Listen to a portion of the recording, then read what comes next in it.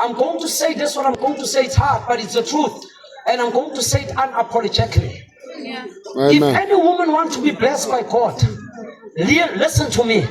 Close your legs and open your mind. You'll open your legs the day when you are married.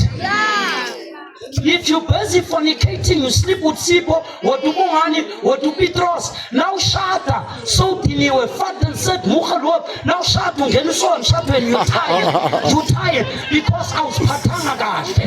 That is why any woman who wants blessing, Lalela, you have to keep yourself clean. Like the woman took a time and sat down, and the man won the battle. But any woman who runs around, Lalela, what goes around comes around. What you plant shall grow. Easy come, easy go. There's no shortcut. You reap what you sow. En Afrikaans zullen zeggen, dit wat jy saai, sal jy maaien. Jy gaan nie weggooien van dit af nie. Meisies, kyk agter julleself.